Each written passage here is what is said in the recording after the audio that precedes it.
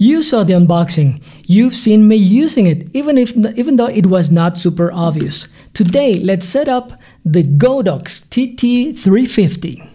Today, in the studio.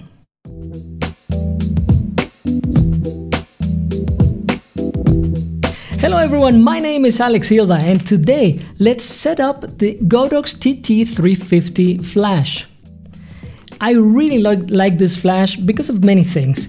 As you can see here and here, this is a smaller flash than the previous flashes that I've set up, like the Metz Mecha Blitz 52 or the Godox TT685. This is way smaller, so small that it only uses two AA batteries, and I still like this flash a lot. Why? Well, it's super simple.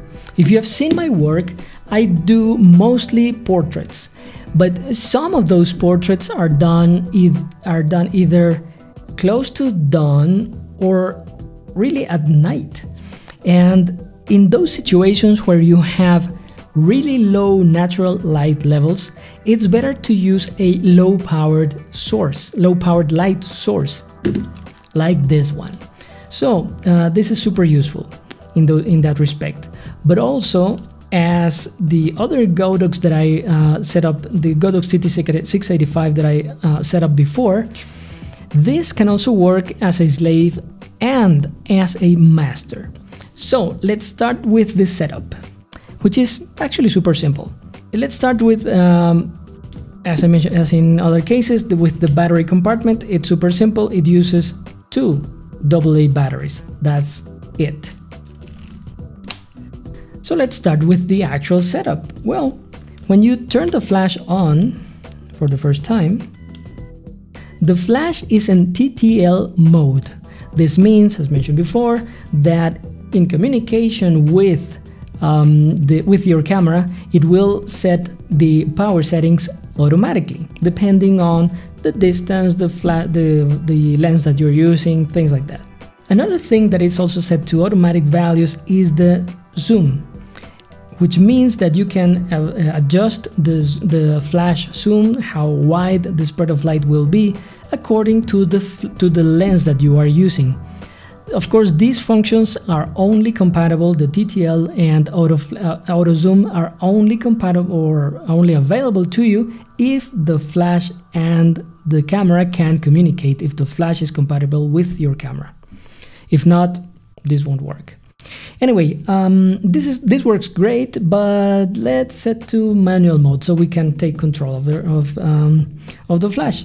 In order to get to manual mode, it's super simple. You just press the mode button. You can see an M now, and you can see the power setting, which is set to 1/1, which means full power. And you can decrease the power from full to 1/128, which is the minimum power. Considering the guide number of this flash is 35 meters, well, at 1/128, it's going to be way shorter than that. But anyway, we can set the power setting, and we can also change the zoom setting from 16 millimeters to 69. Setting the manual power or the manual zoom is great. It works fantastic, but it's just like any other flash, pretty much any other manual flash. One of the interesting things about using flash, or something that has been very useful to me and to many other photographers, is to use this flash off camera. One simple way to do this is using optical slaves, as we have seen in other flashes like the Metz and the TT685. In order to do this, if you are in manual mode, you just press once the button labeled slave, and you can see now that the S1 symbol shows up on the screen. This means that right now this flash is waiting for another flash to fire, and it will fire with the current settings in terms of the zoom and the power. If the flash that you are using in order to trigger this one is set to either red eye reduction or TTL, that means it will need to fire twice. but this needs to wait for the second flash to fire. So in order to set that up, you just press the slave button again, and you can now see the S2 symbol. So this flash is ready to wait for that second flash that's used in red eye reduction or pre-metering from TTL.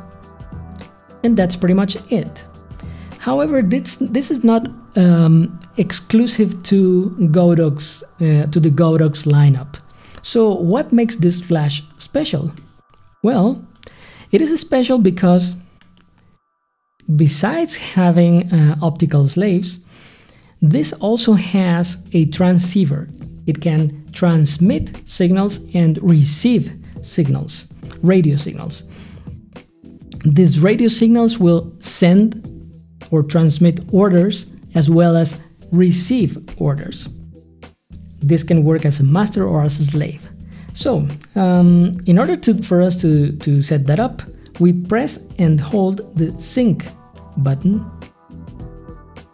and we can see the radio frequency icon flashing. We then turn the wheel, and first we start in master mode. Here we can select different values and modes of fire for the master, which is this unit, and for the different groups. We're now in master, so we can set the power of the master to, let's say, 1/16, or we can start with this master in TTL mode, or we can turn it off. Let's set it to TTL. If we choose, let's say, another group, well, it's super simple.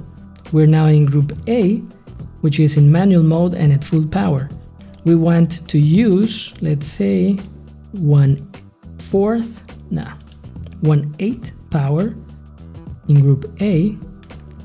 In group C, I want it in TTL mode, but I want, let's see, I want to set exposure compensation to -1, to 1 stop down. And in group C, I also want this on TTL, but we're going to overexpose that by 2 stops.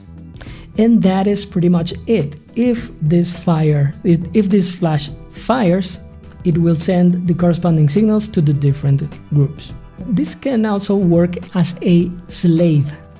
And in order for us to use it as a slave, we press the sync and hold it. The radio frequency icon is flashing, turn the wheel again, and this is now in slave mode. Set it, and we can select which group this flash will belong to, and we can select the zoom. We cannot set the power settings or the mode, because those orders will come from a dedicated transmitter or from another flash in master mode. This flash can be put inside a softbox or wherever you need it. As long as it is within the radio range, it will fire. And that is what I really like about the Godox system, that pretty much any flashlight from their lineup can be used both as a master or as a slave. I really hope you found this video interesting, entertaining, and mostly useful. If that is the case, please press the like button. If you'd like to keep up to date with this channel, of course, subscribe to it. But most importantly, please remember to keep learning and keep shooting. See you next week.